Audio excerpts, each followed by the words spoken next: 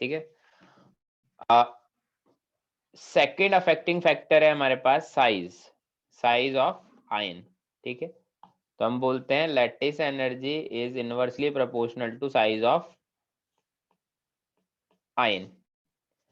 Ion के size के inversely proportional रहेगा, मतलब साइज जितना छोटा होगा लैटिस एनर्जी उतनी ही ज्यादा होगी। ठीक है, और चार्ज जितना ज्यादा होगा लैटिस एनर्जी उतनी ही ज्यादा होगी। जैसे फॉर एग्जांपल, सॉरी एक पॉइंट और लिख देता हूं मैं, charge factor dominates over size factor.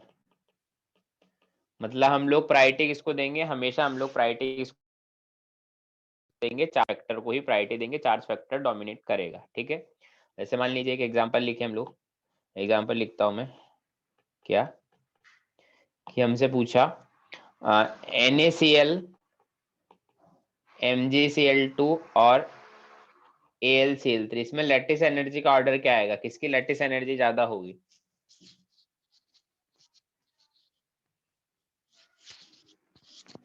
AlCl3 MgCl2 NaCl। तो हम बोलेंगे ये ऑर्डर आएगा लैटिस एनर्जी का, क्योंकि देखो हाँ। सभी में एनायन तो सेम है, Cl minus Cl minus Cl minus, but cation को देखो, एक में Na प्लस है, एक में MgCl2 Mg2 प्लस है, एक में Al3 प्लस है। तो ऑब्वियसली Al3 प्लस का साइज भी छोटा है और उस पर चार्ज भी ज्यादा है। साइज छोटा तो लैटिस एनर्जी ज्यादा, चार्ज ज्यादा तो लैटिस एनर्जी ज्यादा, तो दोनों ही फैक्टर सपोर्ट कर रहे हैं। अगर ऐसा हो कि दोनों फैक्टर अपोजिट डायरेक्शन में भाग रहे हो, तो हम लोग हमेशा चार्ज फैक्टर को ही हमारा प्रायोरिटी देंगे। जो चार्ज फैक्टर बोलेगा हम लोग उसके अकॉर्डिंग आंसर देंगे। समझ में आती इतनी बात? सर वो आपने चार्ज को लैटिस एनर्जी से कैसे लिंक किया, वो समझा नहीं। मतलब कैसे लिंक किया? डायरेक्ट लिखा है मैंने तो, कोई लिंक विंक कुछ नहीं किया यहाँ पर कि चार्ज ज्यादा उसका होगा कुछ तो लैटिस रीजन है, एनर्जी ज्यादा होगी। हाँ क्या बोल रहा है? उसका कुछ रीजन है ना कि रीजन क्या होगा, चार्ज ज्यादा होगा तो फोर्स ऑफ अट्रैक्शन ज्यादा लगेंगे तो लैटिस एनर्जी ज्यादा होगी। रीजन क्या है इसमें? ये सिंपल सा लॉजिक है, जितना ज्यादा फोर्स ऑफ अट्रैक्शन होगा उतना ही तो ज्यादा लैटिस एनर्जी होगा। हाँ ठीक है। ठीक है, चलिए अब देखो नोट डाल, मैंने कुछ पॉइंट्स लिखे हैं यहाँ पर आयनिक बॉन्ड के रेस्पेक्ट में, है ना। बहुत सिंपल सिंपल पॉइंट है। First point is melting point and boiling point of ionic compounds are higher due to strong electrostatic force of attraction. ये तो तुम्हें पहले से ही पता होगा कि जो मेरे आयनिक कंपाउंड होते हैं उनके मेल्टिंग पॉइंट और बॉइलिंग पॉइंट ज्यादा होते हैं। क्यों? क्योंकि आयनिक बॉन्ड मेरा स्ट्रॉन्ग नेचर का होता है। Second point, at room temperature they are generally found as solid. Room temperature पर हम जनरली क्या देखते हैं, जनरली हम लोग देखते हैं रूम टेम्परेचर पर हमारे आयनिक कंपाउंड जो है जिनमें आयनिक बॉन्ड होता है वो सॉलिड की टर्म्स में ही हमें मिलेंगे। Third point, they are non conductors in solid state but conductors in molten slash fused और एक्वस स्टेट। सॉलिड स्टेट में तो नॉन कंडक्टर होता है, ठीक है, बट मोल्टन और फ्यूज्ड का मतलब कौन सी स्टेट है? But conductor in molten slash fuse लिखा है और एक्वस स्टेट। तो एक्वस का तो मतलब हमें पता है कि वाटर में डिसॉल्व कर दो तो एक्वस स्टेट बन जाएगा, ठीक है। बट ये मोल्टन या फ्यूज स्टेट मतलब बोलो। उसको मेल्ट किया लिक्विड को। हाँ मेल्ट किया है सॉलिड को, NaCl सॉलिड को। जैसे मान लीजिए मैं क्या लिखता हूँ, मैं ऐसा लिखता हूँ, है ना, हमारे पास क्या है, हमारे पास NaCl सॉलिड था, अब उसको मैंने हीट किया तो NaCl लिक्विड बन गया। तो ये क्या है? ये है फ्यूज्ड NaCl, इसको बोलते हैं फ्यूज्ड NaCl, ठीक है। तो लिक्विड फॉर्म में अगर आ जाए सॉलिड तो उसको फ्यूज्ड NaCl बोलते हैं, और उसको वाटर में मिला दे तो एक्वस स्टेट बोलेंगे। सॉलिड स्टेट में तो कंडक्टर नहीं होते इलेक्ट्रिसिटी के, बट फ्यूज स्टेट में होते हैं, या मोल्टन स्टेट बोल सकते हैं, या फिर एक्वस स्टेट में। Fourth point, they are brittle in nature. Ionic जो कंपाउंड होते हैं वो मेरे ब्रिटल नेचर के होते हैं। फिफ्थ पॉइंट क्या लिखा है? Fifth point is they may show isomorphism और पॉलीमॉर्फिज्म, ठीक है, आइसोमॉर्फिज्म और पॉलीमॉर्फिज्म। ये आइसोमॉर्फिज्म या पॉलीमॉर्फिज्म नाम की प्रॉपर्टी शो कर सकते हैं। What is isomorphism, what is polymorphism, लिखा है मैंने नीचे, बड़ा सिंपल सा मतलब है इनका। देखो आइसोमॉर्फिज्म में क्या लिखा है, different ionic compound having similar crystalline structure are called isomorphous and this property is known as isomorphism। मतलब ऐसा बोल रहे हैं कि दो आयनिक कंपाउंड है, हम लोग क्या बोलते हैं, दो कंपाउंड अगर ऐसे हो जिनका मॉलिक्यूलर फार्मूला सेम हो तो उनको क्या बोलते हैं, आइसोमर्स। ऐसा ही बोलते हैं। हाँ सर। हाँ सर। ठीक है, आइसोमर्स बोलते हैं और इस फिनोमिना को आइसोमेरिज्म बोलते हैं। सेम वैसा ही है कि दो आयनिक कंपाउंड जिनका क्रिस्टलाइन स्ट्रक्चर सेम है। सपोज करो दोनों में ही ट्राइक्लिनिक या दोनों में ही मोनोक्लिनिक क्रिस्टलाइन स्ट्रक्चर हो, ऐसा कुछ हो, दोनों में क्रिस्टलाइन स्ट्रक्चर सेम हो, तो उन दोनों आयनिक कंपाउंड को हम लोग क्या बोलेंगे, आइसोमॉर्फस। एंड दिस प्रॉपर्टी या this phenomena is known as isomorphism. समझ में आती है बात? हाँ सर। नेक्स्ट पॉलीमॉर्फिज्म में लिखा है occurrence of a particular substance is more than one crystalline form. मतलब कोई एक ऐसा पर्टिकुलर सब्सटेंस है जो एक या एक से ज्यादा क्रिस्टलाइन फॉर्म में रहता है, मतलब कभी ट्राइक्लिनिक में रह रहा है, कभी मोनोक्लिनिक में रह रहा है, तो वो क्या बोलते हैं उसको, पॉलीमॉर्फिज्म। जैसे है ना अल्फा सल्फर और बीटा सल्फर होते हैं, मुझे एग्जैक्टली उनका स्ट्रक्चर अभी याद नहीं आ रहा, केमिस्ट्री में पढ़ोगे तुम पी ब्लॉक के अंदर ग्रुप नंबर 15-16 में अल्फा सल्फर और बीटा सल्फर होता है, उनका स्ट्रक्चर अलग अलग होता है। आई थिंक किसी का मोनोक्लिनिक और किसी का कुछ होता है ना, तो दोनों ही सल्फर के फॉर्म में बट एक या एक से ज्यादा क्रिस्टलाइन फॉर्म में एग्जिस्ट करते हैं वो, तो इस प्रॉपर्टी को हम लोग क्या बोलते हैं, polymorphism.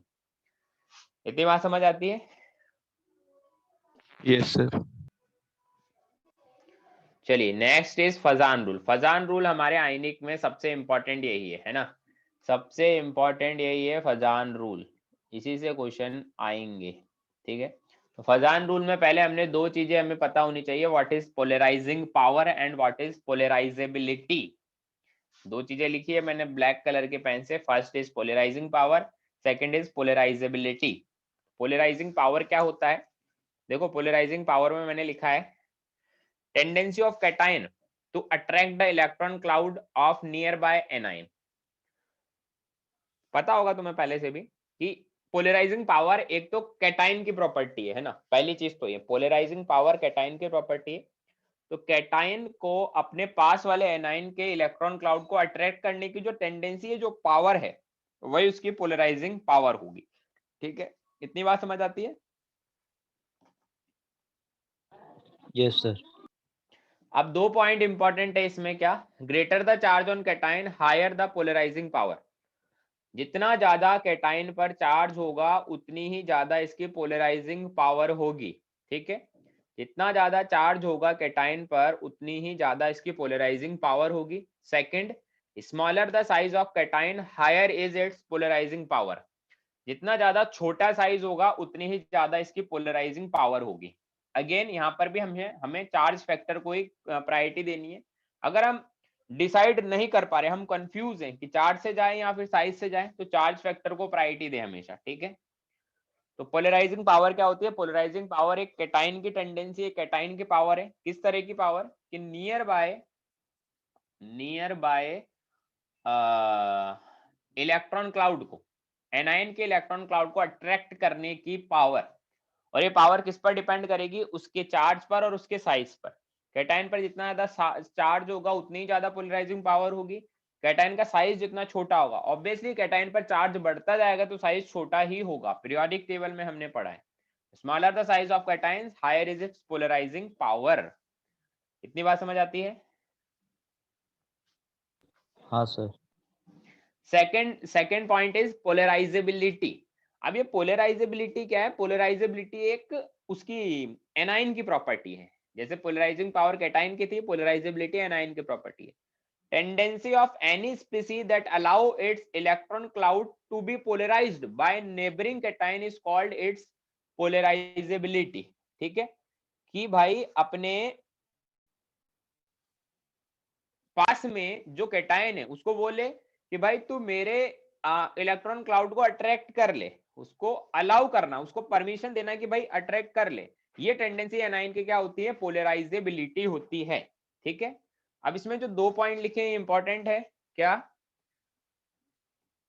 First is greater the charge on any greater the charge on any anion greater is its polarising power. Same वैसा ही है कि कैटायन पर चार्ज बढ़ेगा तो पोलराइजिंग पावर बढ़ेगी, और एनायन पर चार्ज बढ़ेगा तो उसकी पोलराइजेबिलिटी बढ़ेगी। तो देखो कैटायन पर चार्ज बढ़ता है तो साइज छोटा होता है, एनायन पर चार्ज बढ़ता है तो साइज बड़ा हो जाता है एनायन, बड़ा हो जाता है ना। तो वही सेकंड पॉइंट है स्टार वाला, bigger the size of anion higher is its polarisability. कि ऑब्वियसली चार्ज बढ़ेगा तो पोलराइजेबिलिटी बढ़ेगी, चार्ज बढ़ने का मतलब होता है साइज का बढ़ना, तो साइज बढ़ेगा तो भी एनायन की पोलराइजेबिलिटी बढ़ेगी।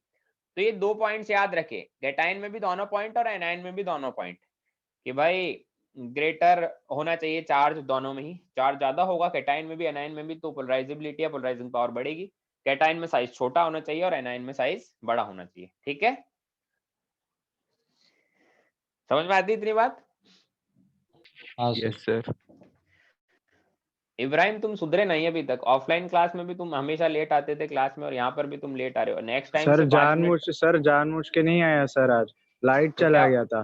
तू तो कब रोज ही से लेट सर? आता है।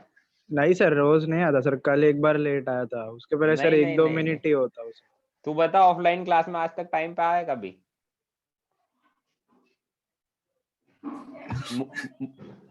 अभिषेक तुम बताओ कभी टाइम पे आया क्या ये? कोई नहीं सर, वो 5-6 मिनट उसका फिक्स है।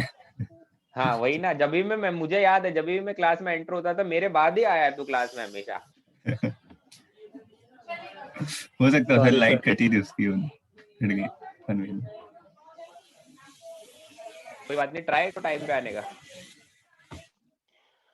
चलिए हम लोग आगे बढ़ते हैं। देखो हमने पोलराइजिंग पावर हमने पढ़ लिया, पोलराइजेबिलिटी हमने पढ़ लिया है ना, कि ऐसा ऐसा होता है, ये सिंपल है। हमें बस ये पता होना चाहिए कि कैसे पोलराइजिंग पावर बढ़ता है घटता है, और कैसे पोलराइजेबिलिटी घटती है या बढ़ती है ना। दोनों में चार्ज बढ़ने से बढ़ेगी घटेगी, और कैटायन का साइज छोटा हो जाएगा तो बढ़ेगी, क्योंकि चार्ज आ रहा है कैटायन पर तो ऑब्वियसली साइज छोटा होगा, और एनायन पर चार्ज आ रहा है तो साइज बड़ा होगा, है ना। तो वैसे देखेंगे।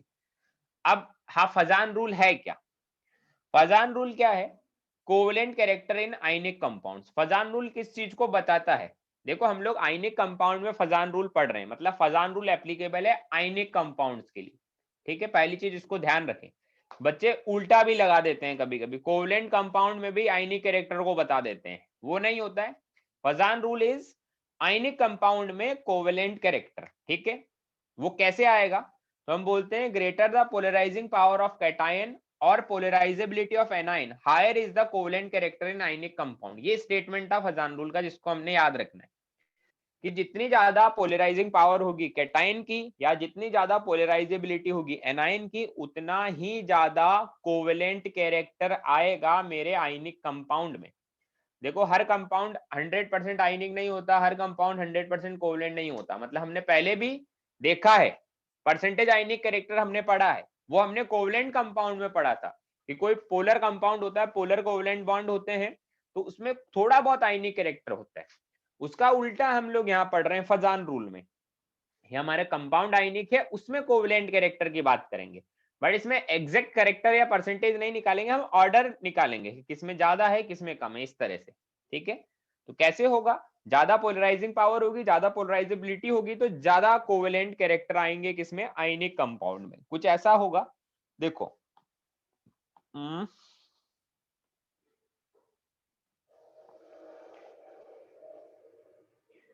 जनरली कैटायन छोटा एनायन बड़ा, इस तरह की बात होती है। तो ये मेरा कैटायन है, ये मेरा एनायन है ना।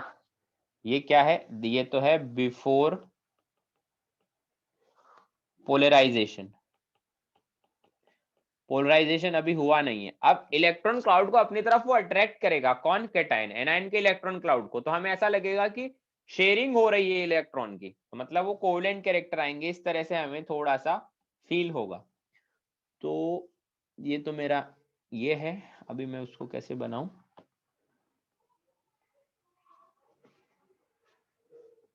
इस तरह से मान लीजिए कि हमारा जो डिस्टॉर्टेड हो चुका है हमारा एनायन, थोड़ा सा कैटायन की तरफ अट्रैक्ट हो गया है। ये है क्या? ये आफ्टर पोलराइजेशन। वैसे इस तरह की चीजों का कोई अभी इंपॉर्टेंस नहीं है हमारे लिए, हमें बस निकालना आना चाहिए कोवेलेंट कैरेक्टर किसमें ज्यादा है किसमें कम है। तो इतनी बात समझ आती है मेरी? Yes sir. हाँ सर। ठीक है। अब है ना, मैं क्या बताता हूँ, मैं नोट डाल के वो पॉइंट्स पहले लिखाएं या बाद में लिखाएं? पहले लिखवा देते हैं। देखो, नोट डाल के कुछ पॉइंट्स में लिखवाता हूँ, बीच में मिस हो जाते हैं कुछ कुछ पॉइंट्स मेरे से। फर्स्ट पॉइंट इज क्या? फर्स्ट पॉइंट है हमारा हाइड्रेशन एनर्जी को लेकर। जैसे लैटिस एनर्जी पढ़ाया था हमने, वैसे ही हम लोग बात करते हैं हाइड्रेशन एनर्जी। हाइड्रेशन एनर्जी मतलब गैसियस एनायन को एक्वस, गैसियस आयन को एक्वस आयन में कन्वर्ट करना है हम लोग। तो हाइड्रेशन हो रहा है हमारे उसका, किसका? हमारे आयन का। वो डायरेक्टली प्रोपोर्शनल होता है चार्ज ऑन आयन पर, ठीक है। और हाइड्रेशन एनर्जी इनवर्सली प्रोपोर्शनल होता है साइज ऑफ आयन पर, ठीक है। आयन का साइज ज्यादा होगा तो हाइड्रेशन एनर्जी कम होगा, और हाइड्रेशन एनर्जी हमेशा नेगेटिव होता है, ठीक है। मतलब एनर्जी रिलीज होने की टर्म्स में हम लोग बात करेंगे।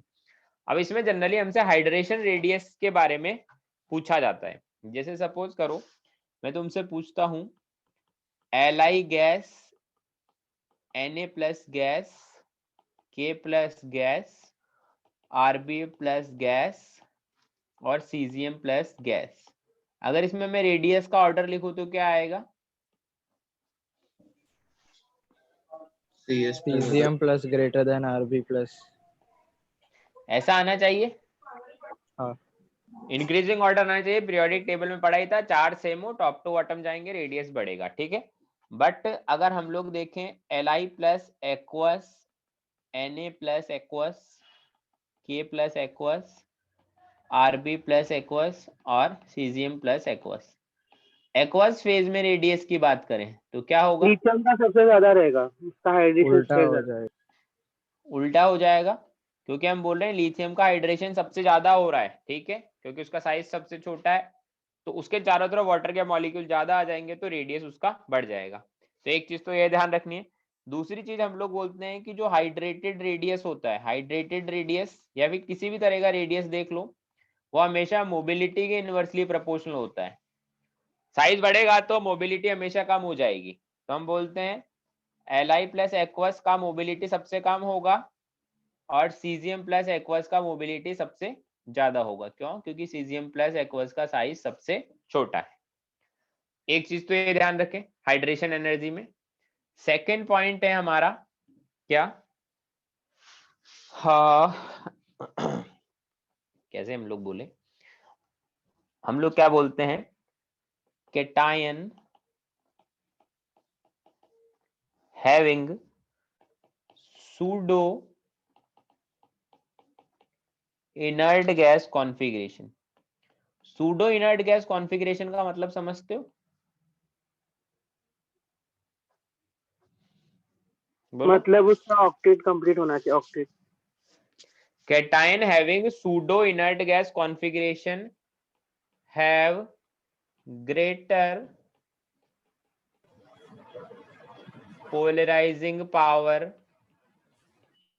than other cation having same size and charge. मैं बोलता हूं कि जो सूडो इनर्ट गैस कॉन्फ़िगरेशन अगर किसी कैटायन पर होता है ना, तो उसका थोड़ा सा पोलराइजिंग पावर बढ़ जाता है ना। सूडो इनर्ट गैस कॉन्फ़िगरेशन का मतलब क्या है? PIGC, pseudo inert gas configuration. जैसे कॉपर प्लस है, कॉपर प्लस का कॉन्फ़िगरेशन कैसा है?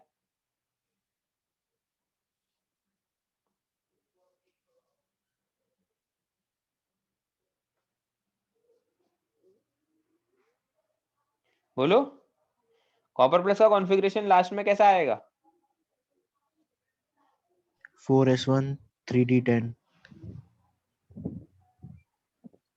और नहीं एक निकलेगा और 4s1 3d10 नहीं होगा, 3d10 होगा ओनली, ठीक है। हाँ तो क्या वो एक्चुअल में इनर्ट गैस का कॉन्फ़िगरेशन है? इनर्ट गैस तो क्या होता है, NH2NP6, NH2NP6 होता है इनर्ट गैस तो, ठीक है। बट हाँ। ये इनर्ट गैस जैसा नहीं है, inert gas exact inert gas नहीं है, बट इनर्ट गैस जैसा है, मतलब कंप्लीटली फिल्ड है, इसलिए इसको क्या बोल रहे हैं, सूडो इनर्ट गैस कॉन्फ़िगरेशन। समझ आया सूडो इनर्ट गैस कॉन्फ़िगरेशन का मतलब क्या है? हाँ सर। तो ये सभी लोग सूडो इनर्ट गैस वाले हैं जो मैं लिखवा रहा हूं, है ना। Gallium plus 3, indium 3 plus Tl3 plus, ये सब है ना। सूडो इनर्ट गैस का मतलब एग्जैक्ट इनर्ट गैस कॉन्फ़िगरेशन नहीं है, बट कंप्लीटली फिल्ड है लास्ट तक, तो उसको बोलेंगे PIGC। उनका थोड़ा सा ज्यादा होता है, ठीक है। वैसे इससे ज्यादा क्वेश्चन तो कोई पूछता नहीं है सूडो इनर्ट गैस वाले से। अब मैं क्वेश्चन बताता हूँ तुम्हें, क्वेश्चन करने हैं, बताना मेरे को, इजी इजी क्वेश्चन करेंगे। Arrange the following, arrange the following वो PIGC क्या लिखा है ऊपर? सूडो इनर्ट गैस अच्छा, कॉन्फ़िगरेशन ठीक है। in the correct order of polarisability.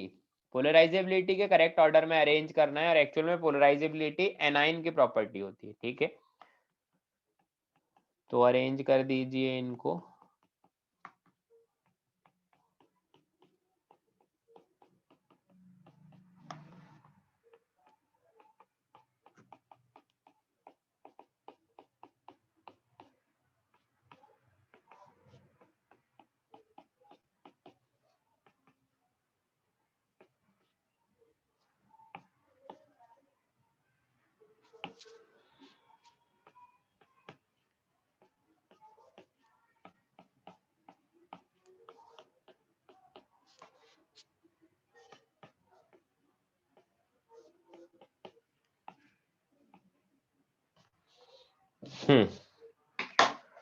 एक मिनट का टाइम है, जल्दी से कर दो।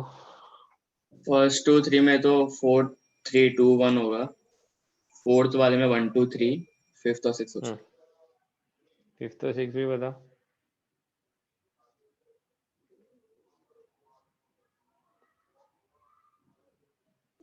सर उसमें भी left to right to left decrease है। सबसे ज्यादा किसका होगा ये बताओ। S2 minus. S2 माइनस सबसे ज्यादा होगा, अच्छा। हाँ हाँ हाँ हाँ हाँ, ठीक है, अभी मैं रीजन पूछूंगा।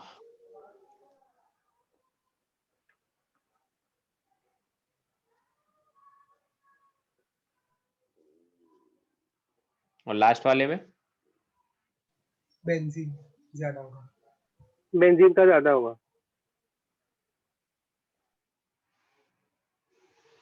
देखो, फर्स्ट वाले में अगर हम लोग बात करें, फर्स्ट वाले में अगर हम लोग बात करें तो सबसे ज्यादा I माइनस का होगा। क्यों? क्योंकि साइज बड़ा है, चार्ज तो सेम है, चार्ज फैक्टर से जाएंगे ही नहीं। वैसे तो चार्ज फैक्टर डोमिनेट करता है, but size same, charge same है तो साइज से जाएंगे। सेम इसमें भी साइज से जाएंगे, सेम इसमें भी साइज से जाएंगे। स्टार्टिंग के 3 समझ आ गए। हाँ Yes, sir. सर। फोर्थ में साइज से फोर्थ में चार्ज से जाएंगे, क्योंकि चार्ज फैक्टर डोमिनेटिंग है, चार्ज ज्यादा तो पोलराइजेबिलिटी ज्यादा, ठीक है। अब देखो, अब आ जाते हैं हम लोग इस पर। इसमें जिसने बोला S2 माइनस ज्यादा है, वो मुझे एक्सप्लेन करे क्यों है ज्यादा। सर वो SO3 में और SO4 2 माइनस में रेजोनेंस होगा, तो वो चार्ज पार्शियल हो जाएगा। देखो मैं बताता हूँ ना, ठीक ठीक बोला है थोड़ा तूने।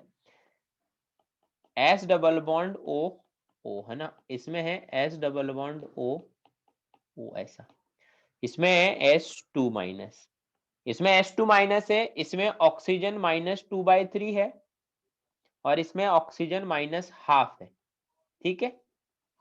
ऐसा होगा। हाँ सर। अब देखो, पहली चीज सल्फर का साइज भी बड़ा है, दूसरी चीज सल्फर पे चार्ज भी ज्यादा है, इसलिए S2 माइनस सबसे ज्यादा होगा। इधर तो ऑक्सीजन पर चार्ज है ना, ऑक्सीजन की पोलराइजेबिलिटी देखेंगे ना, और ऑक्सीजन एक में -2/3 एक में ½ है, तो -2/3 पे चार्ज ज्यादा है, वो -½ से, तो इसलिए उसकी पोलराइजेबिलिटी ज्यादा होगी। समझे? हाँ सर। यहाँ पे पाई इलेक्ट्रॉन है, यहाँ पर सिग्मा इलेक्ट्रॉन है। पाई इलेक्ट्रॉन की पोलराइजेबिलिटी इजी होती है, क्योंकि पाई इलेक्ट्रॉन वीक होते हैं, जल्दी से पोलराइज हो जाएंगे, पाई इलेक्ट्रॉन डेंसिटी भी ज्यादा है उस वजह से, तो बेंजीन का पोलराइजेबिलिटी ज्यादा होगा। सर फिफ्थ वाला नहीं समझा, एक बार फिर से। कौन सा वाला? फिफ्थ वाला? हाँ सर। देखो, अगर सपोज करो तुमसे बोल दिया जाता सल्फर 2 माइनस और O2 माइनस में बताओ, तो तुम किसका ज्यादा बताते?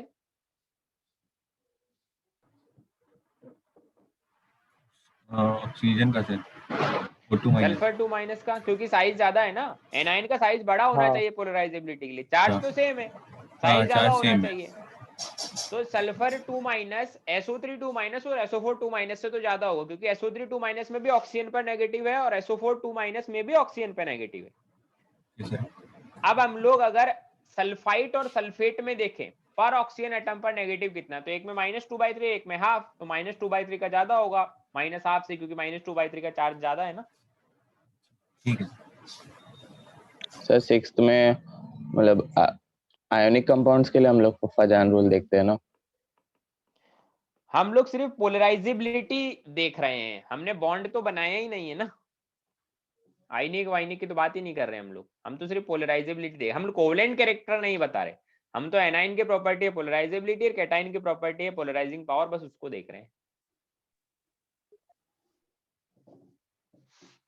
ठीक है, अभी फजान रूल तो तब आएगा जब हम लोग कोवेलेंट कैरेक्टर की बात करेंगे। फजान रूल कोवेलेंट कैरेक्टर को बताता है, ना कि पोलराइजिंग पावर या पोलराइजेबिलिटी को, वो तो हमने पहले पढ़ा है क्योंकि वो बेसिक था।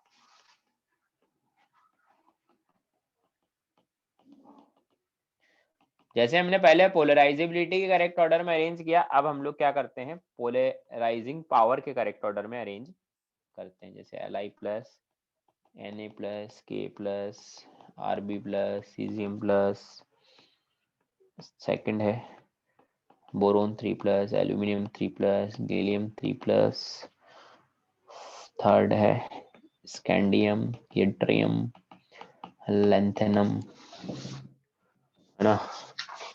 इसके बाद है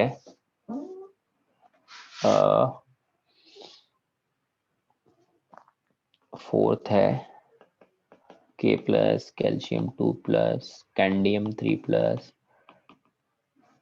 टाइटेनियम 4 प्लस,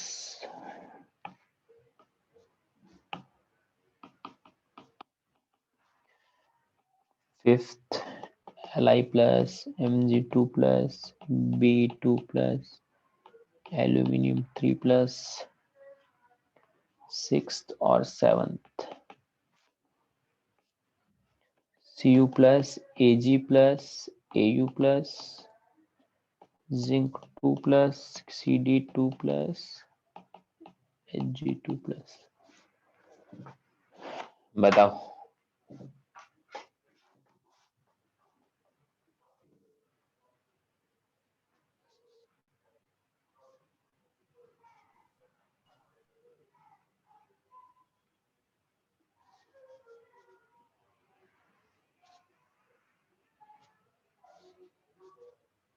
फर्स्ट थ्री में तो साइज ऑफ कटाइन से देखेंगे ना, जितना स्मॉलर रहेगा हाँ। उतना ज्यादा पावर।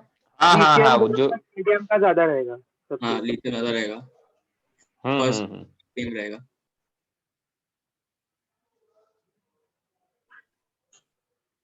सर तीसरे में स्कैंडियम के बाद क्या लिखा है? स्कैंडियम के बाद थर्ड में वाई, ये ट्रियम लिखा है ना, Y3 प्लस। Okay.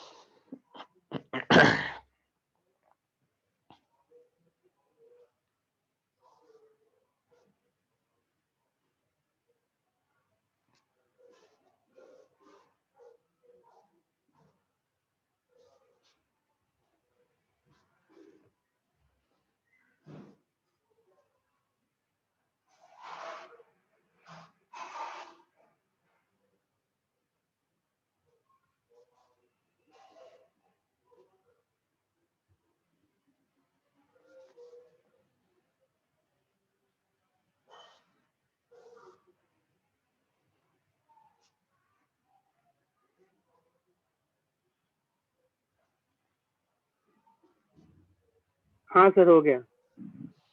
हो गया। हाँ सर। देखो स्टार्टिंग के 5 तो बड़े इजी है ना, वो तो एकदम मतलब देखते से ही हो जाएंगे ना, ऐसे हैं। जैसे पहले वाले में ऐसा ऑर्डर आएगा, चार्ज सेम है तो साइज से देखेंगे छोटा कैटायन, पोलराइजिंग पावर ज्यादा है ना। सेकंड वाले में सेकेंड वाली में भी सेम रहेगा, प्लस गैलियम का सेकंड साइज वाले छोटा होता है ना। लेकिन अच्छा हाँ हाँ गैलियम का साइड एग्जैक्टली देखिए तो गैलियम का साइज छोटा होता है तो उसकी पोलराइजिंग पावर ज्यादा होगी, ठीक है, तो थोड़ा उस चीज को ध्यान रखें। ऐसा होगा इसमें, है ना। फोर्थ वाले में कैसा होगा? फोर्थ वाले में पोटेशियम का सबसे कम रहेगा, टीआई का ज्यादा रहेगा। हाँ क्योंकि चार्ज फैक्टर से जाएंगे। फिफ्थ वाले में फिफ्थ ऐसा वाले में भी रहेगा। सेम। हाँ देखो ऐसा क्यों है, देखो चार्ज मैग्नीशियम और बेरिलियम में सेम है बट बेरिलियम का साइज छोटा होता है इसलिए, ठीक है। हाँ सर। अब देखो लास्ट के 2 है ना, इनमें ना ऑर्डर मैं बता देता हूँ, ऑर्डर हमेशा ऐसा आएगा।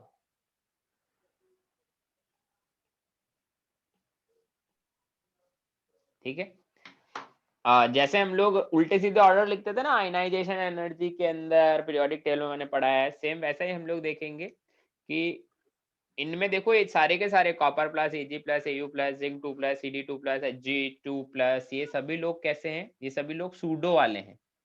तो इसमें हमेशा यही ऑर्डर याद रखे और इनको चाहे तो तुम लोग याद भी रख लो डायरेक्ट, 5D ज्यादा देन 3D देन 4D सबसे कम, तो हमारे लिए ज्यादा बेटर होगा, ठीक है, क्योंकि ये डायरेक्ट ऑर्डर भी कभी कभी पूछ लिया जाता है।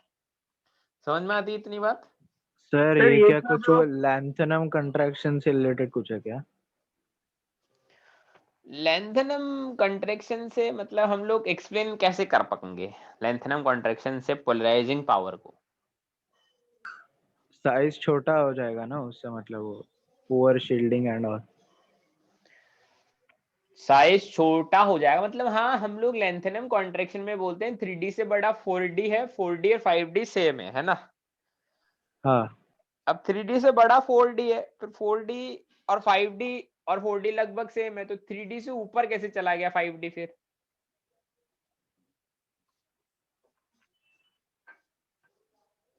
तो वो भी लॉजिक है ना, तो इसका मतलब कोई ऐसे बहुत खतरनाक लॉजिक नहीं है, तो डायरेक्ट देखो ऐसे ऑर्डर आते हैं, Hg2 प्लस सबसे ज्यादा, then zinc 2 plus, then Cd2 plus.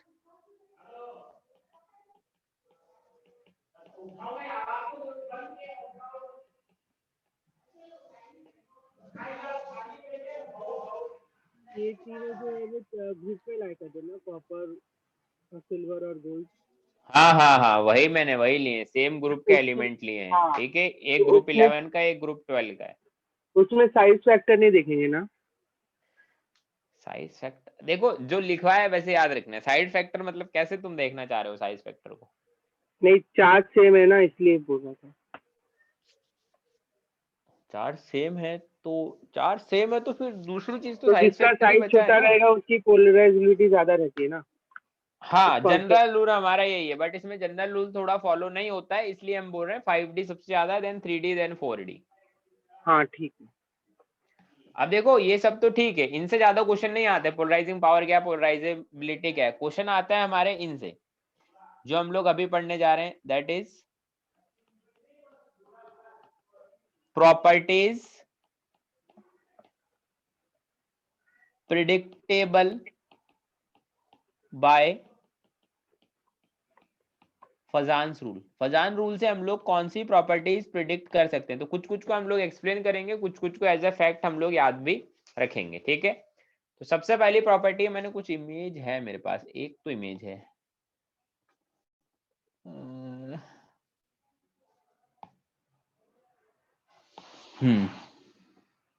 दो प्रॉपर्टी को लेकर लिखा है मैंने ना, properties predicted by Fazan rule, उसमें दो प्रॉपर्टी मैंने लिखी है, क्या, एक तो बेसिक स्ट्रेंथ ऑफ एनायन और एक covalent character in ionic compound, वो तो सबसे बेसिक प्रॉपर्टी एक्सप्लेन होती है जो है।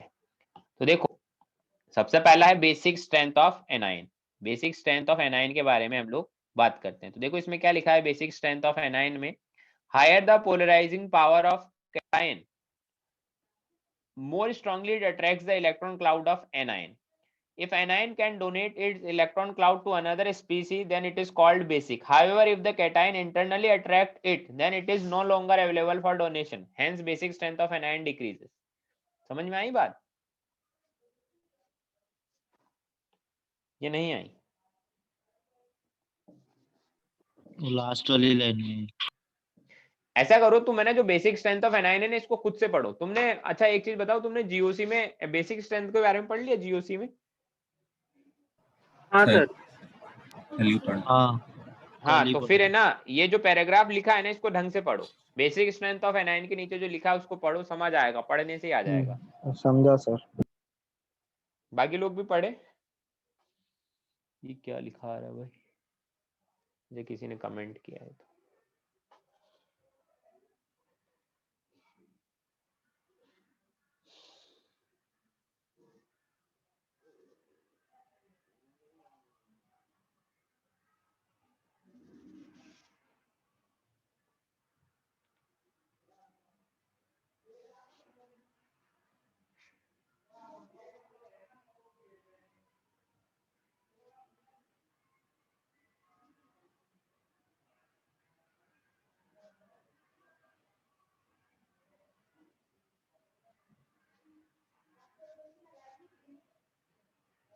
सर इंटरनली अट्रैक्ट्स इट का मतलब?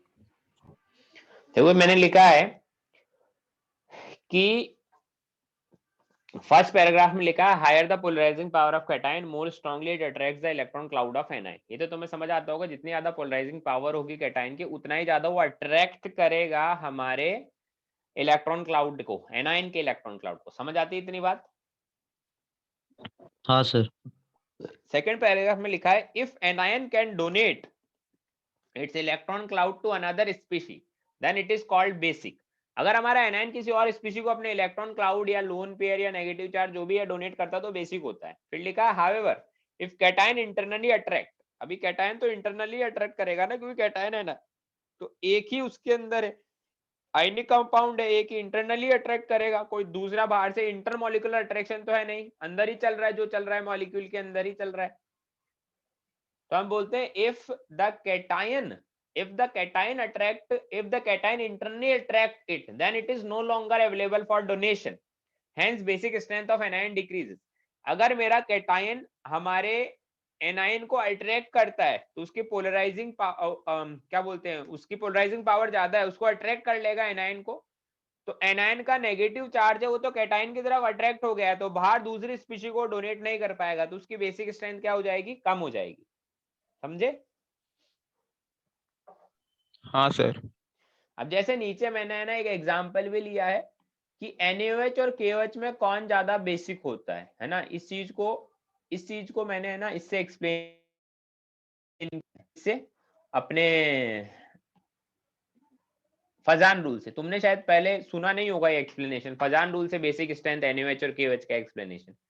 NaOH और KOH में KOH ज्यादा बेसिक होता है. उसका रूल क्या है, लॉजिक क्या है, Na+ की पोलराइजिंग पावर ज्यादा होती है K+ से. क्यों? क्योंकि Na+ का साइज छोटा है तो OH- K क्लाउड को अट्रैक्ट करेगा और बाहर डोनेट नहीं होने देगा, और K+ का पोलराइजिंग पावर कम है तो KOH का बेसिक स्ट्रेंथ ज्यादा हो जाएगा. समझ में आती है बात? हाँ. ठीक है. सेकंड प्रॉपर्टी जो हम प्रिडिक्ट कर रहे हैं फजान रूल से, that is covalent character in ionic compound. वो तो तुमने देखी ही है कि पोलराइजिंग पावर बढ़ेगा तो भी कोवेलेंट कैरेक्टर बढ़ेगा, पोलराइजेबिलिटी बढ़ेगी तो भी कोवेलेंट कैरेक्टर बढ़ेगा. ये तो सबसे बेसिक फंडा था. समझ आती है बात? हाँ सर. हाँ sir. Determine the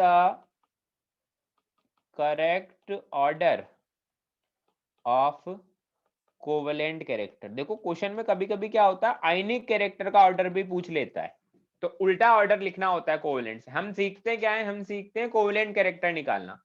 polarising power बढ़ेगा, पोलराइजेबिलिटी बढ़ेगा तो कोवेलेंट कैरेक्टर बढ़ेगा. कभी कभी क्वेश्चन में आयनिक कैरेक्टर भी पूछ लिया जाता है, तो उसको भी तुम्हें ध्यान से पढ़ के आंसर देना होगा. LIF, LICL, LIBR, LII, LII, NAI, KI, RBI. NaCl, MgCl2, AlCl3, SiCl4, NaF, MgO, Aln, NaF, Na2O, Na3N। जल्दी से कर दीजिए, बड़ा सिंपल है।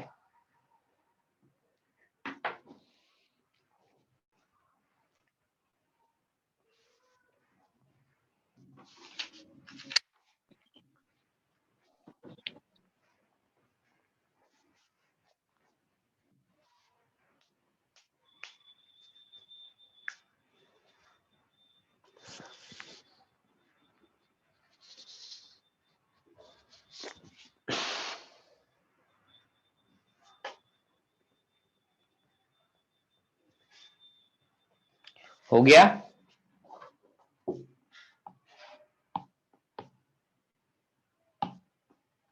हाँ हाँ सर। हाँ सर, फर्स्ट वाले में बताइए। LII का सबसे सबसे ज्यादा LII LII। LII का ज्यादा होगा। हाँ अब देखो फर्स्ट वाले में देखो क्या है, Li प्लस जो कैटाइन है वो तो कॉमन है। एनाइन में देखो, एनाइन में I माइनस सबसे बड़ा है तो उसकी पोलराइजेबिलिटी सबसे ज्यादा होगी, इसलिए कोवेलेंट कैरेक्टर सबसे ज्यादा।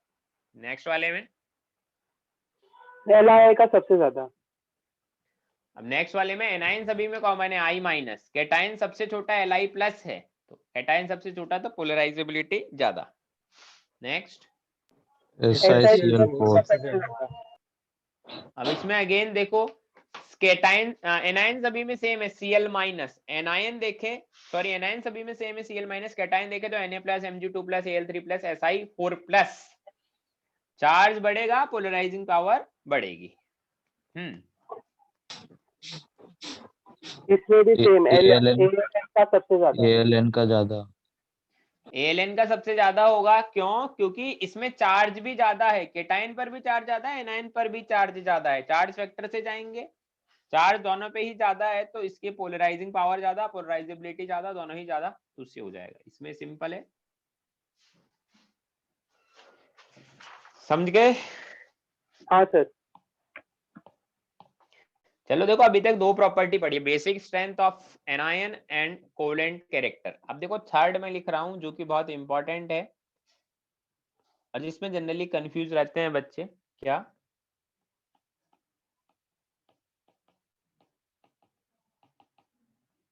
Thermal stability. तो देखो थर्मल स्टेबिलिटी प्रिडिक्ट करने के दो तरीके हैं, दोनों ही मैं तुम्हें बता देता हूं, है ना। कैसे, कौन सा तरीका कहाँ लगाना है ये भी हमें पता होना चाहिए। तो हम क्या बोलते हैं, हम बोलते हैं thermal stability of ionic compounds, thermal stability of ionic compounds depends upon two factor, दो फैक्टर पर डिपेंड करेगा। First is lattice energy and second is covalent character. अच्छा, डिपेंड कैसे करेगा, कोई मुझे बता सकता है? मतलब लैटिस एनर्जी से क्या होगा कम ज्यादा होने से, कोवेलेंट कैरेक्टर कम ज्यादा होने से क्या होगा?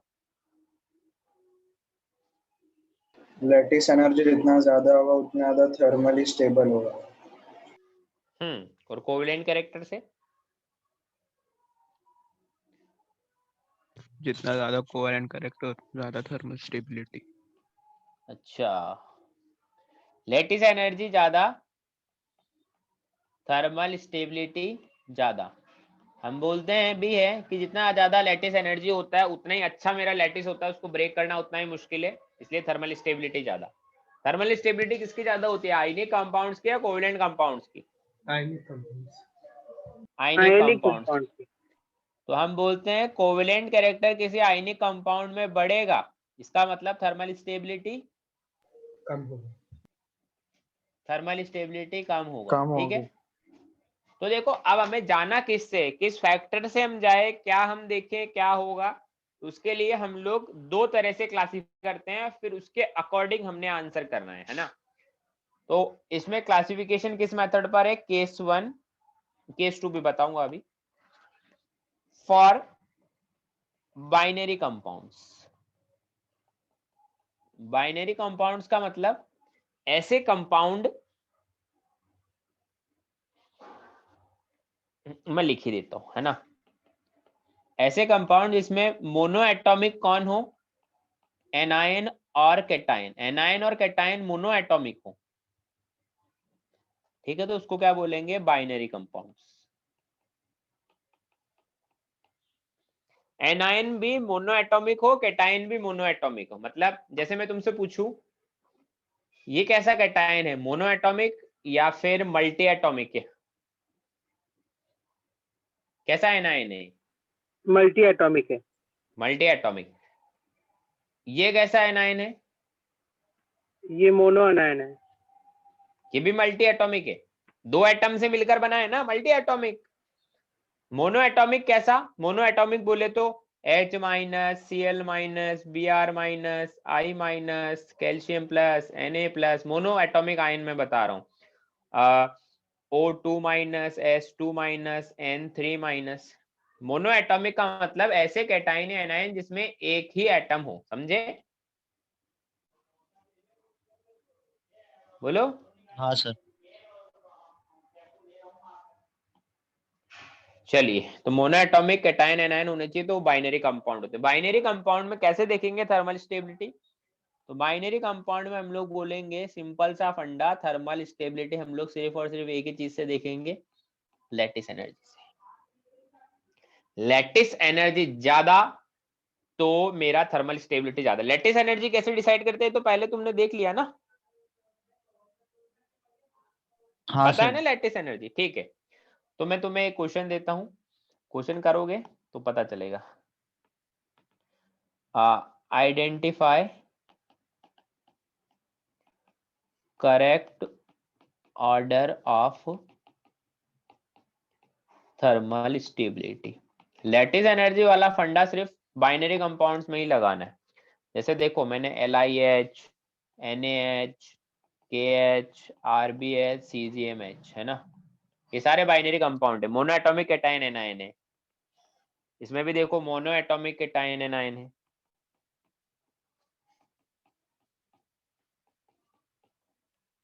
थर्मल स्टेबिलिटी का ऑर्डर बताओ।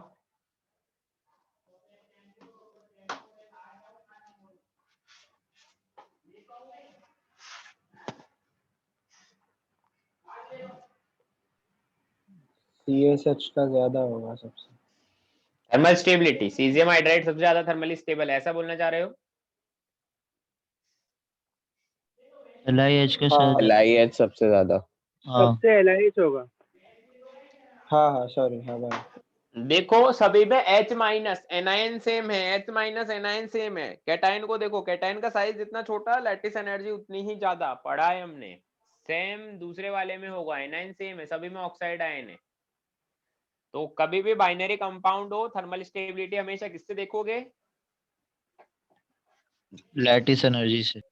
लैटिस एनर्जी से। केस टू बाइनरी नहीं होना चाहिए। अब हम लोग क्या बोलेंगे कि for ionic compounds having multi atomic sir anions like, बोलो।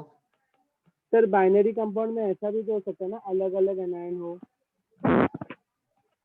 हाँ और तो चार्ज होने अलग दो, अलग, तो उस समय पे हम लोग मतलब उससे नहीं देखेंगे ना किससे नहीं देखेंगे, लैटिस। तो किससे देखेंगे, देखो मैंने मल्टी एटॉमिक एनायन बता दिए, carbonate, sulphate, phosphate, peroxide, super oxide, azide, ये सब है ना। एक से ज्यादा एटम से एनायन बना हो तो थर्मल स्टेबिलिटी आप किससे देखेंगे, बोलो। अब कोवेलेंट कैरेक्टर से देखेंगे, ठीक है, क्योंकि पहले हमने बोला थर्मल स्टेबिलिटी दो चीजों पर डिपेंड करती है, कोवेलेंट कैरेक्टर, लैटिस एनर्जी। किसमें लैटिस से जाना है, किसमें कोवेलेंट से जाना है, वो हमें सोचना पड़ेगा। मैंने डायरेक्ट तुम्हें बता दिया है, ठीक है, समझ में आ रही बात।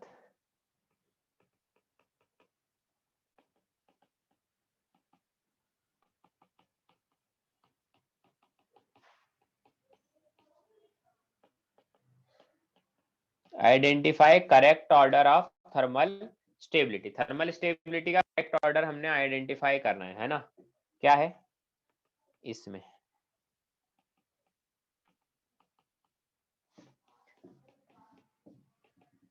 सेकंड ग्रुप के कार्बोनेट दिए और फर्स्ट ग्रुप के नाइट्रेट दे देता हूँ। नाइट्रेट आयन भी क्या होता है? नाइट्रेट आयन भी मेरा मल्टी एटॉमिक एनायन में कंसिडर होगा। लिखो जल्दी से थर्मल स्टेबिलिटी का ऑर्डर।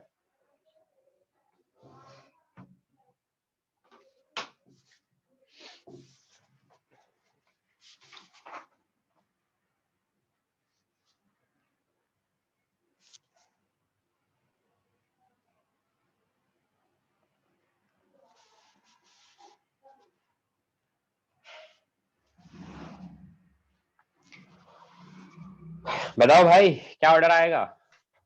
BaCO3 का सबसे ज्यादा होगा। BaCO3 का ज्यादा होगा।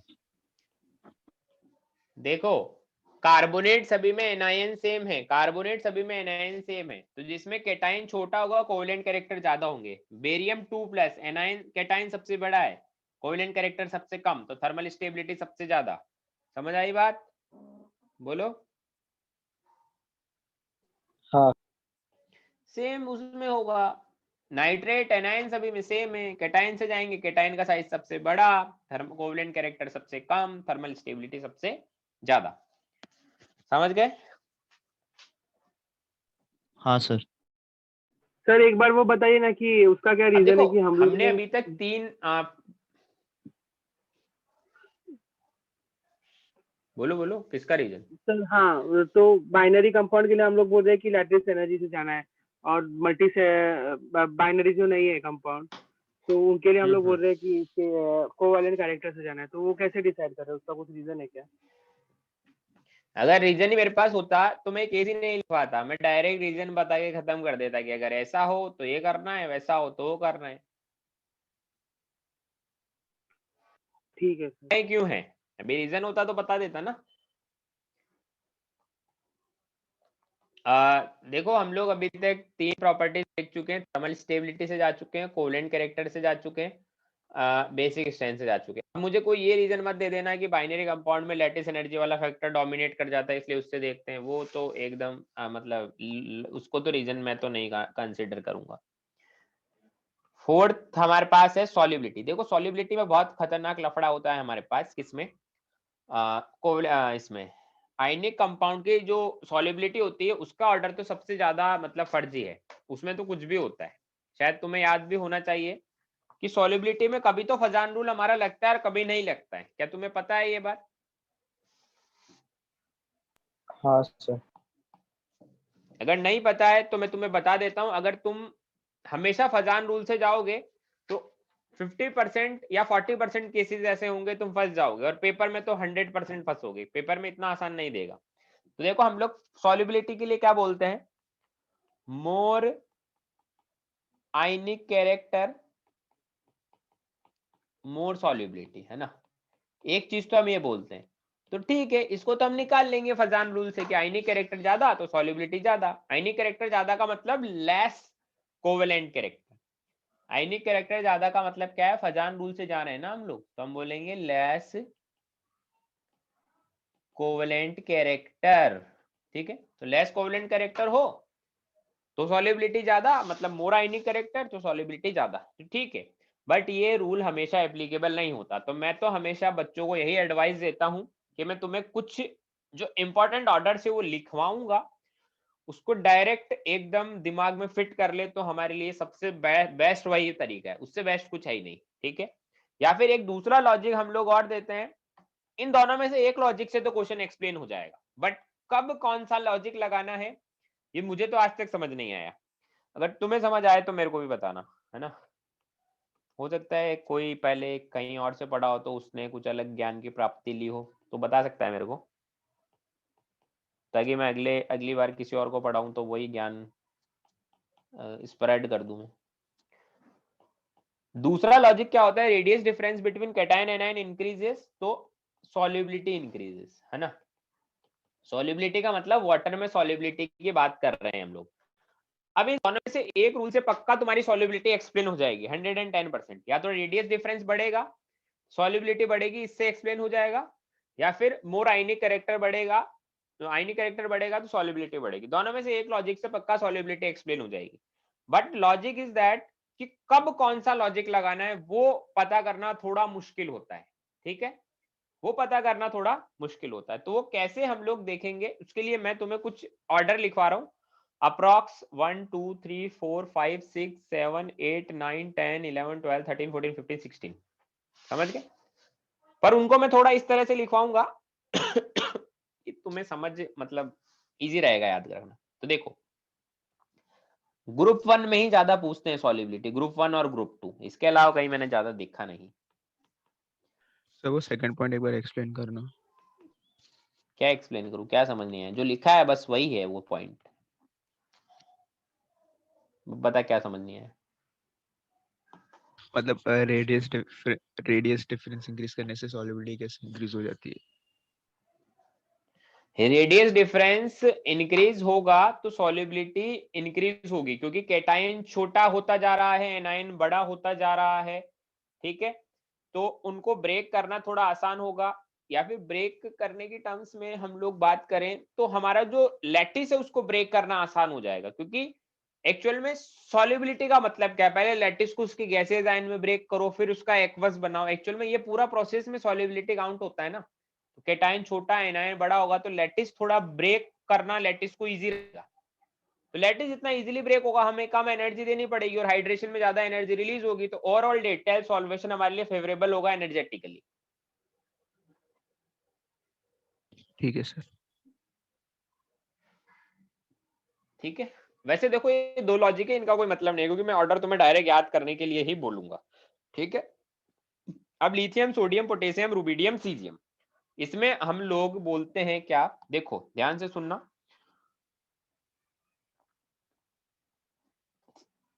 ऊपर से नीचे जा रहे हैं, एरो देखो मैंने टॉप टू बॉटम वाला एरो लगाया है। ऊपर से नीचे जा रहे हैं lithium potassium, lithium sodium potassium rubidium caesium में। तो अगर तुम्हारे पास कौन कौन से एनाइन हो, तुम्हारे पास अगर NO3 माइनस हो, अरे यार क्या कर रहा हूं मैं, तुम्हारे पास क्या हो? तुम्हारे पास नाइट्रेट हो, तुम्हारे पास ए हो, तुम्हारे पास आई हो, तुम्हारे पास Br माइनस हो, है ना?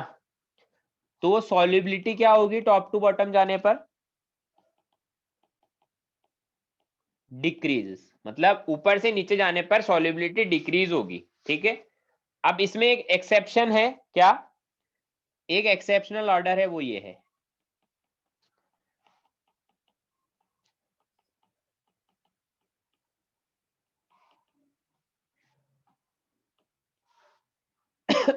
आयोडाइड वाला ऑर्डर थोड़ा सा एक्सेप्शनल है, इसको याद रखें, बिल्कुल याद रखना ही है। ठीक है, देखो ऊपर से नीचे जाने पर लिथियम आयोडाइड से ज्यादा सॉल्युबिलिटी सोडियम आयोडाइड की होनी चाहिए थी, फिर पोटेशियम आयोडाइड, बट सोडियम और पोटेशियम आयोडाइड में थोड़ा सा लोचा हो जाता है, बस बाकी और कुछ नहीं है, बाकी ऑर्डर सेम है। तो एक तो ये है कि नाइट्रेट, क्लोरेट, सॉरी पर क्लोरेट, आयोडाइड और ब्रोमाइड, है ना, ये हो तो सॉल्युबिलिटी डिक्रीज होगा टॉप टू बॉटम जाएंगे तो, है ना। और एक ऑर्डर है हमारे पास, क्या याद रखने ऑर्डर, पहले ही मैं बोल रहा हूं कि अगर हमारे पास कार्बोनेट हो, हमारे पास बाइकार्बोनेट हो, हमारे पास हाइड्रोक्साइड हो, हमारे पास फ्लोराइड हो, तो टॉप टू बॉटम वाला एरो ही लगा रखा था मैंने, तो सॉल्युबिलिटी इसमें उल्टा है, इसमें इंक्रीज कर जाएगी। इतनी बात समझ आती है?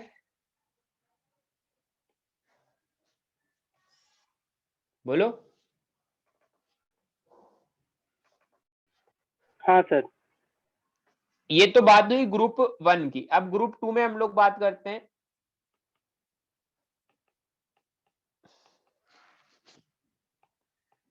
+2 में है सारे, beryllium, magnesium, calcium, strontium, barium. ठीक है, इसमें भी सेम हम लोग बात कर रहे हैं, टॉप टू बॉटम ही जा रहे हैं, है ना, टॉप टू बॉटम ही हम लोग जा रहे हैं, टॉप टू बॉटम ही हम लोग जा रहे हैं। और इसमें भी अगेन दो ऑर्डर है हमारे पास, दो ऑर्डर है। दोनों ऑर्डर कौन कौन से हैं कि अगर F- हो और OH- हो, तो हम लोग क्या बोलेंगे उस केस में, सॉल्युबिलिटी इंक्रीजेस, F माइनस और OH माइनस होगा तो सॉल्युबिलिटी इंक्रीज करेगा। ऊपर भी सेम ऐसा ही था, बट अगर ऐसा हो CrO4 2 minus, NO3 minus, carbonate हो, सल्फेट हो, सल्फाइट हो, Cl minus, Br minus, I minus, सारे लिख लिए ना, सल्फेट सल्फाइट, सॉल्युबिलिटी क्या होगा, डिक्रीजेस। देखो बहुत सारे ऑर्डर हमने लिख लिए, बहुत सारे एनायन को कंसीडर कर लिया दोनों में, तो हम लोग याद रखें ये चीज तो ज्यादा बेटर होगा। ये दोनों में से कोई एक लॉजिक से एक्सप्लेन हो जाएगा, बट लॉजिक कौन सा कहाँ लगाना है वो बता पाना थोड़ा मुश्किल होता है हमारे। तो अगर याद रखेंगे तो हमारे लिए बहुत अच्छा रहेगा, हम क्वेश्चन बहुत इजीली कर पाएंगे पेपर्स में। समझ में आती है बात इतनी? Yes sir. नेक्स्ट है फिफ्थ है, ये फोर्थ ही था ना, सॉल्युबिलिटी फोर्थ था, फिफ्थ है effect of salt, effect on colour of salt. वैसे ये सब प्रॉपर्टी तो इतना कोई पूछेगा नहीं, effect on colour of salt में क्या होता है। तो हम बोलते हैं more is the covalent character, more is the covalent character, more intense will be the colour. जितना ज्यादा कोवेलेंट कैरेक्टर होगा उतना ही ज्यादा, जितना ज्यादा कोवेलेंट कैरेक्टर होगा उतना ही ज्यादा मेरा इंटेंस कलर होगा, डार्क कलर होगा। जैसे पहले लाइट येलो, फिर येलो, फिर मान लीजिए येलो हो गया, फिर उससे और थोड़ा ब्राइट हुआ रेड हो गया, सॉरी येलो से थोड़ा ब्राइट हुआ ऑरेंज हो गया, और फिर रेड हो गया। तो कलर के इंटेंसिटी इंक्रीज होता है, कोवेलेंट का कैरेक्टर आता है। हम बोलते हैं कोवेलेंट कंपाउंड जनरली कलरफुल होते हैं इसलिए। ठीक है, लास्ट इससे एक प्रॉपर्टी और एक्सप्लेन कर सकते हैं हम लोग, क्या, जो ठीक है उसको बाद में ही पढ़ाएंगे, बट यहां से भी मैं बता देता हूं, acidic nature of oxide. Acidic nature of oxide के लिए हम लोग क्या बोलते हैं, मोर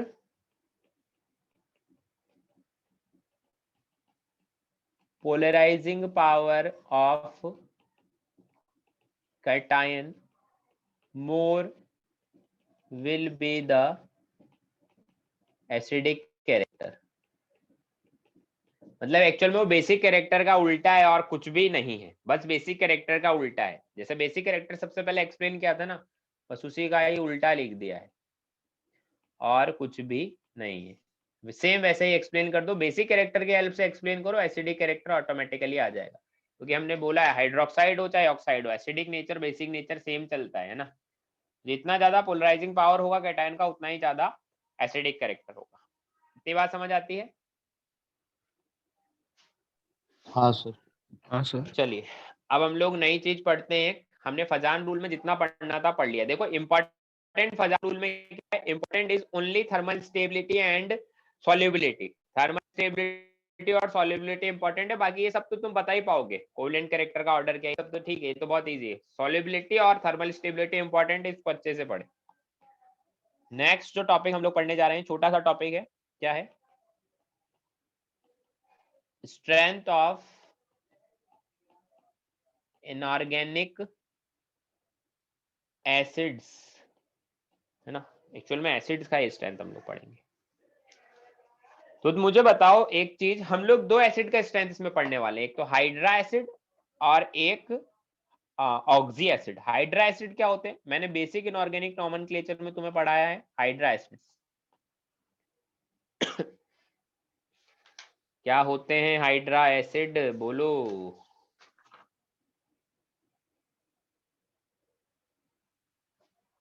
सर एक डाउट था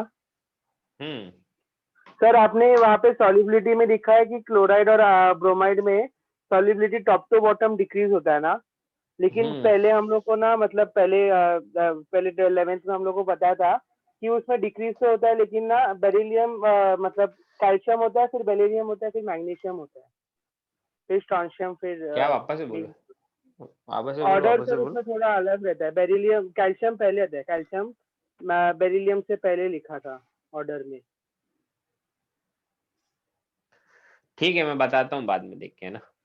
और ब्रोमाइड में think- भी हाँ, मेरे ब्रोमाइड हिसाब से में तो यही ऑर्डर टाइटेनियम होना का चाहिए, मेरे अकॉर्डिंग तो यही ऑर्डर होना चाहिए। एक बार मैं देख के बताता हूँ कोई स्टैंडर्ड बुक में, ठीक है। हाँ सर। देखो अभी हम लोग बात करें स्ट्रेंथ ऑफ इनऑर्गेनिक एसिड्स की, है ना। स्ट्रेंथ ऑफ इनऑर्गेनिक एसिड में हम लोग बात कर रहे हैं अपने हाइड्रा एसिड के। हाइड्रा एसिड कौन होते हैं? हाइड्रा एसिड मतलब ऐसे एसिड जिसमें हाइड्रोजन हो और कोई नॉन मेटल हो एक्सेप्ट ऑक्सीजन। ये मैंने तुम्हें पढ़ाया है बेसिक इनऑर्गेनिक नॉमेनक्लेचर में कि what is oxy acid, what is hydra acid. Oxy acid का मतलब यही है उसमें ऑक्सी आ रहा है, मतलब उसमें ऑक्सीजन होना चाहिए। हाइड्रा एसिड मतलब हाइड्रोजन और नॉन मेटल हो एक्सेप्ट ऑक्सीजन, ऑक्सीजन नहीं होना चाहिए as a non metal. Oxygen हुआ तो वो हाइड्रा एसिड नहीं होगा, वो ऑक्सी एसिड हो जाएगा। तो देखो हम लोग क्या बोलते हैं, हाइड्रा एसिड का स्ट्रेंथ क्या बोलते हैं? हाइड्रा एसिड का स्ट्रेंथ हम लोग ऐसा बोलेंगे, मैं डायरेक्ट रीजन नहीं बता रहा, रीजन तुम सोचोगे तो तुम्हें खुद पता चल जाएगा, मैं डायरेक्ट रिजल्ट लिखवा रहा हूं। In group from top to bottom, हम लोग बात किसकी कर रहे हैं? हम लोग बात यहाँ पर कर रहे हैं strength of hydra acid. Hydra acid की स्ट्रेंथ मतलब एसिडिक स्ट्रेंथ के बारे में बात कर रहे हैं। In group from top to bottom increases और in period from L to R increases. दोनों में ही हाइड्रा एसिड का एसिडिक स्ट्रेंथ इंक्रीज होता है, चाहे ग्रुप में चले जाओ चाहे पीरियड में चले जाओ। जैसे तुमसे मैं पूछूं HF, HCl, HBr और HI, इनमें स्ट्रॉन्गेस्ट एसिड कौन है? HI HI है ना। टॉप टू हाँ। बॉटम जा रहे हैं, हाइड्रा एसिड का स्ट्रेंथ बढ़ रहा है, क्यों हो रहा है ऐसा? I नेगेटिव ज्यादा स्टेबल है। नेगेटिव चार्ज आई पे नेगेटिव चार्ज ज्यादा स्टेबल होगा क्योंकि साइज बड़ा होता है। ऐसे ही अगर हाँ। देखो एक पीरियड में तुमसे पूछूं एसिडिक स्ट्रेंथ क्या होगा? HF ज्यादा रहेगा। HF ज्यादा रहेगा, क्यों?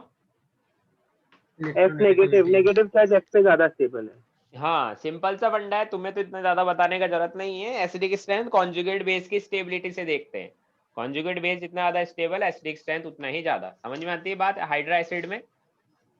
हाँ सर। हाँ सर। हाइड्रा एसिड में तो देखो टॉप टू बॉटम जाओ तो भी बढ़ेगा और लेफ्ट टू राइट जाओ तो भी बढ़ेगा। ऑक्सी एसिड्स में मैं बोलता हूँ स्ट्रेंथ का, है ना। तो ऑक्सी एसिड में मैं बात करता हूँ किसका? Strength of oxy acid. Strength of oxy acid, है ना। Point number 1, in a group क्या बोलेंगे और इन अ पीरियड क्या बोलेंगे? हम बोलेंगे in a group from top to bottom decrease होगा ऑक्सी एसिड का एसिडिक स्ट्रेंथ, ठीक है। In a group from top to bottom decrease होगा और in a period from L to R increase होगा। ये याद रखना है। तुम थोड़ा सोचोगे तो लॉजिक तुम्हें पता चल जाएगा, बहुत कुछ खतरनाक काम नहीं है। टॉप टू बॉटम जाओगे तो एसिडिक स्ट्रेंथ इंक्रीज होगा। जैसे मान लो सपोज करो, मैं एग्जांपल लेता हूँ, एसिड लिया H4SiO4, एक सेकेंड, टॉप टू बॉटम वाले एसिड ले रहा हूँ, टॉप टू बॉटम वाले नहीं सॉरी, लेफ्ट टू राइट वाले एसिड ले रहा हूँ, H3PO4, H2SO4 और HClO4, ये एसिड लिए मैंने, है ना। इनका एसिडिक स्ट्रेंथ क्या होगा? HClO4 सबसे ज्यादा रहेगा। देखो एसिडिक स्ट्रेंथ का मतलब, कंपेयर करने का मतलब सब में एक एक H+ निकाल के ही कंपेयर करना है ना। तो मैंने लिखवाया भी in period left right increase होता है तो एसिडिक स्ट्रेंथ इंक्रीज हो जाएगा। अभी कोई लॉजिक दे सकता है व्हाई?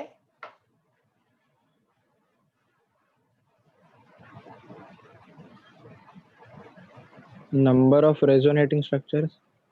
हाँ देखो HClO4 में रेजोनेटिंग स्ट्रक्चर ज्यादा बनेगी, H2SO4 में थोड़ी कम, H3PO4 में और कम, और H4SiO4 में तो रेजोनेंस होगा ही नहीं क्योंकि कोई पाई बॉन्ड ही नहीं है, ठीक है। तो ये लॉजिक हम लोग देते हैं कि रेजोनेटिंग स्ट्रक्चर ज्यादा बनता है, क्योंकि रेजोनेटिंग स्ट्रक्चर ज्यादा बनेगा तो कॉन्जुगेट बेस का स्टेबिलिटी भी ज्यादा आएगा। समझे? हाँ सर। ठीक है।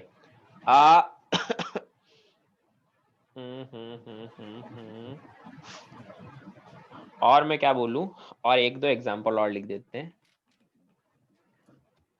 ये तो पीरियड के लिख दिया, अब क्या है ग्रुप के लिखता हूँ ना। ग्रुप में क्या हो रहा है, डिक्रीज करता है। जैसे ग्रुप में लिखूं HClO4 HbRO4 HiO4, ठीक है, HClO3 HbRO3 HiO3 HClO2 HbRO2 HiO2 HClO HbRO HiO, एक एक ओ कम करता जा रहा हूँ, है ना। तो देखो ऑर्डर क्या आना चाहिए फर्स्ट वाले में, HiO4 ज्यादा होना चाहिए। डिक्रीजिंग, बोलो, डिक्रीजिंग Yes, ऑर्डर sir. आना चाहिए, ठीक है।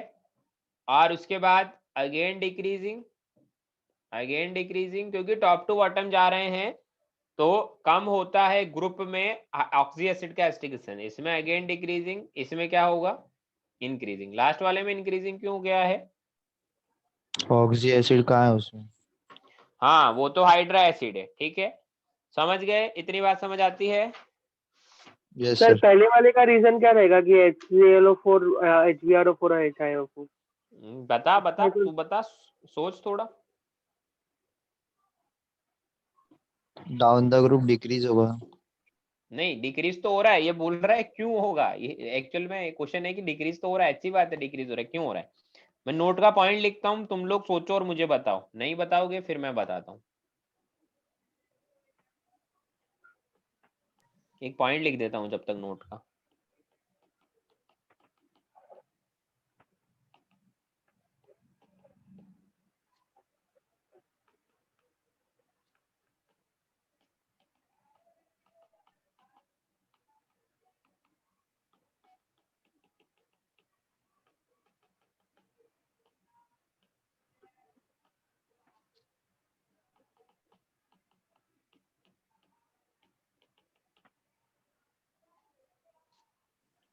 सर जो HCl HBr HI है उसमें जब भी H निकालते हैं तो नेगेटिव चार्ज I पे आता है, लेकिन ऑक्सी एसिड्स में तो वो ऑक्सीजन पे आता है नेगेटिव चार्ज।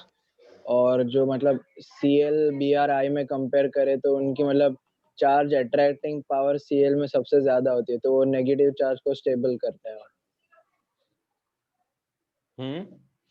क्या बोल रहा है, नेगेटिव चार्ज को स्टेबल करता है कौन? हाँ चार्ज Cl, अट्रैक्टिंग पावर हाँ ज्यादा Cl रहेगा मतलब तो नेगेटिव ऑक्सीजन पे चार्ज जब भी ऑक्सीजन पे नेगेटिव चार्ज आता है तो Cl मतलब उसको ज्यादा अपनी तरफ अट्रैक्ट कर सकता है Br और I के कंपेयर में, तो मतलब उस नेगेटिव चार्ज को स्टेबल करता है।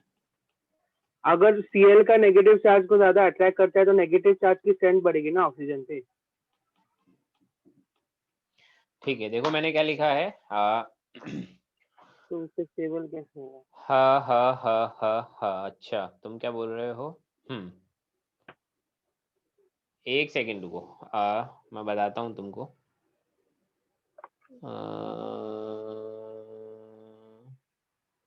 यार ये बार बार क्या हो रहा है मेरे साथ,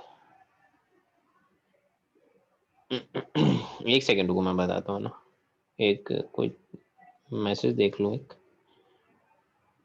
हाँ, हमने क्या बोला है कि मैं पहले मेरा नोट वाला पॉइंट एक्सप्लेन कर देता हूँ, है ना। मैंने नोट वाला पॉइंट क्या लिखा है, मेरा नोट वाला पॉइंट क्या है कि as the oxidation number of central atom increases the acidic strength of its oxide as well as oxy acid increases generally in this rule oxidation state of same element to be compared. मैं बोल रहा हूँ same element का oxidation number मेरे को compare करना पड़ेगा, same क्या बोलते हैं, सेम एलिमेंट का ऑक्सीडेशन नंबर कंपेयर कर रहे हैं तो हम बोल रहे हैं ऑक्सीडेशन स्टेट बढ़ेगा तो क्या बढ़ेगा, acidic strength as well as oxy acid की भी एसिडिक स्ट्रेंथ और ऑक्साइड की भी एसिडिक स्ट्रेंथ बढ़ेगी, ठीक है। मैं तुम्हारे पहले वाले पॉइंट को भी एक्सप्लेन करूंगा, पहले रुक जाइए। Cl2O7 Cl2O5 Cl2O3 और Cl2O, तो ये ऑर्डर आएगा इसमें एसिडिक स्ट्रेंथ का, क्यों? क्योंकि ये +7 में है, ये +5 में है, ये +3 में है और ये +1 में। समझे मेरी बात को? हाँ हाँ ठीक है, अब हम लोग तुम्हारे वाले पॉइंट पर आते हैं, ऐसा क्यों हो रहा है, ठीक है। तो हम बोलते हैं कि on moving down the group, हम लोग क्या बोल रहे हैं, ऊपर से नीचे जा रहे हैं तो electron negativity of central atom decrease हो रहा है, ClBrI, ठीक है। हाँ सर। हाँ अब हम बोल रहे हैं delocalisation of lone pair on oxygen atom, delocalisation of lone pair on oxygen atom requires empty d orbital of central atom. ठीक है, अब हम बोल रहे हैं कि अगर ऑक्सीजन को डीलोकलाइज करना है तो उसको एम्प्टी डी ऑर्बिटल चाहिए होगा, किसका, क्लोरीन का या ब्रोमीन का या आयोडीन का। ऑब्वियसली क्योंकि क्लोरीन भी अपनी कैपेसिटी से ज्यादा बॉन्ड बना रहा है, ब्रोमीन भी और आयोडीन भी। अगर जब ये एक एक बॉन्ड बनाता है तो ठीक है, इनकी कैपेसिटी उतनी है, बट ये तो यहाँ पर 5 बॉन्ड बना रहे हैं। ClO4 माइनस, सॉरी 5 नहीं, ज्यादा ही बना रहे हैं। ClO4 माइनस में 7 बॉन्ड है, BrO4 माइनस में भी 7 है, I4 माइनस में भी 7 है। तो अब ऑक्सीजन के नेगेटिव चार्ज को डीलोकलाइज होने के लिए क्या चाहिए, एम्प्टी डी ऑर्बिटल चाहिए। बोलो। हाँ सर। अब तुम मुझे बताओ ऑक्सीजन का नेगेटिव चार्ज किसके डी ऑर्बिटल से एक अच्छा खासा क्या बोलते हैं, क्लोरीन के किसके एम्प्टी डी ऑर्बिटल के साथ एक अच्छा पाई बॉन्ड बना पाएगा। क्लोरीन के डीलोकलाइज हो रहा है तो घूम घूम के पाई बॉन्ड बनाएगा, कभी कहीं। तो क्लोरीन के डी से अच्छा पाई बॉन्ड बनाएगा या आयोडीन के डी से अच्छा पाई बॉन्ड बनाएगा? क्लोरीन के डी से पाई बॉन्ड बनाएगा ना, क्योंकि साइज कंपैरेटिवली छोटा है, 3D है उसमें बस। तो जितना अच्छा पाई बॉन्ड का स्ट्रेंथ होगा उतना ही अच्छा, जितना अच्छा पाई बॉन्ड का स्ट्रेंथ होगा मतलब उतना अच्छा डीलोकलाइजेशन हो रहा है, जितना अच्छा डीलोकलाइजेशन होगा उतना ही अच्छा मेरा कॉन्जुगेट बेस का स्टेबिलिटी बढ़ेगा, कॉन्जुगेट बेस का स्टेबिलिटी बढ़ेगा मतलब एसिडिक स्ट्रेंथ बढ़ेगी। समझ गए सर? एक मिनट सर, आपने बोला कि क्लोरीन के डी ऑर्बिटल के साथ वो ज्यादा मतलब स्ट्रांग बॉन्ड बनाएगा ना, नाइट्रोजन आयोडीन ज्यादा अच्छा, मतलब 3D में ज्यादा ओवरलैपिंग अच्छा होगा रादर देन 4D ना? हाँ, क्योंकि वो एनर्जी का गैप कम है ना यहाँ पर।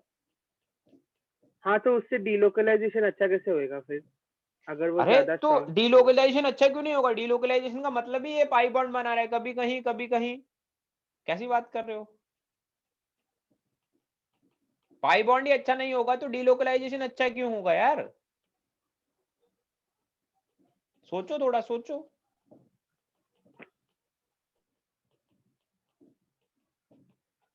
नहीं आ रही समझ अभी भी बात?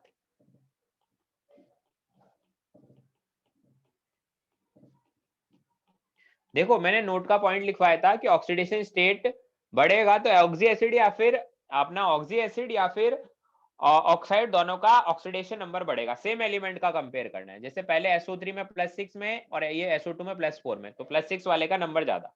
ऐसे H2SO4 में ये +6 में, इसमें +4 में, तो ठीक है। इसमें +5 में और इसमें +3 में, तो ठीक। नीचे वाले दोनों जो लिखे हैं ना, इनमें कंपेयर करके बताओ मेरे को, जल्दी से कंपेयर करके बताओ। फिर नेचर ऑफ ऑक्साइड भी मैं जल्दी जल्दी खत्म कर दूंगा, फिर हमारे पास बस मेटलिक बॉन्ड ही रहेगा, फिर क्लास खत्म करते, टाइम भी होने वाला है।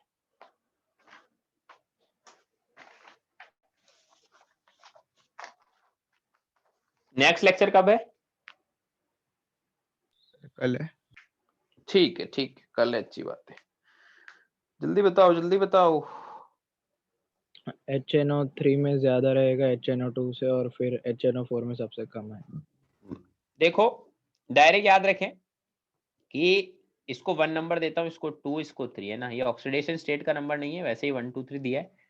तो 2 सबसे ज्यादा होगा 1 और 3 सबसे कम। क्यों? क्योंकि इसमें परऑक्सी लिंकेज होता है, और परऑक्सी लिंकेज है तो परऑक्सी पर नेगेटिव चार्ज आएगा, उतना स्टेबल नहीं होगा। अभी 5th में हो गया, 6th में बताओ, इसको 1 2 3 नंबर देता हूँ। और 2 ज्यादा, 2 ग्रेटर देन 1 ग्रेटर देन 3। इसमें ऐसा होगा 3 2 1, ठीक है। इसमें 3 वाला जो होगा वो सबसे ज्यादा होगा, ठीक है। इस बात को ध्यान रखें कि परऑक्सी लिंकेज आ रहा है, बट फिर भी ये ज्यादा हमारा क्या है, एसिडिक है। समझ में आती है इतनी बात? बोलो। हाँ सर। चलिए अब देखो, लास्ट हमारे पास बताया है, इसके बाद सिर्फ मेटलिक बॉन्ड हमारे पास इस चैप्टर में बचेगा। रुकिए पेपर ऐड कर लेता हूँ 2 3, इसको खत्म करके फिर हम लोग क्लास खत्म करते हैं। Nature of oxide, nature of oxide में हमने याद ज्यादा रखना है क्योंकि ये इंपॉर्टेंट भी है, पूछते हैं इससे क्वेश्चन जेईई मेंस वगैरह में। नेचर ऑफ ऑक्साइड, अब हमारे पास 4 तरह के ऑक्साइड होंगे, न्यूट्रल, एसिडिक, बेसिक और एम्फोटेरिक, ठीक है। कौन कौन से ऑक्साइड कौन कौन से होते हैं कैसे पता चलेगा? तो मैं देखो डायरेक्ट लिखवा रहा हूं। Neutral oxides. Neutral oxide directly याद रखने, कौन कौन से न्यूट्रल ऑक्साइड होते हैं? CONO, N2O, H2O, OF2। 5 oxide मैंने लिखा है, पांचों न्यूट्रल है, एकदम टिप्स पे याद रखें कि ये भैया ये सारे मेरे न्यूट्रल ऑक्साइड होते हैं। सेकंड हम लोग बात करते हैं एसिडिक ऑक्साइड। किसके ऑक्साइड एसिडिक होते हैं, मेटल के या नॉन मेटल के? नॉन मेटल की। Non metal. ठीक है, तो हम लोग लिखते हैं generally oxides of non metal are acidic. Non metal के ऑक्साइड एसिडिक होते हैं, ठीक है, बट इसमें एक्सेप्शन क्या है? एक्सेप्शन है मेरा पहला, एक तो all neutral oxide, all neutral oxides, क्योंकि सारे न्यूट्रल ऑक्साइड नॉन मेटल के ही हैं, बट वो एसिडिक नहीं है, वो क्या है, वो तो न्यूट्रल है, तो एक्सेप्शन में काउंट हो गया। सेकंड, एक चीज और मैं लिख देता हूं, oxides of metalloid, oxide of metalloids and metal in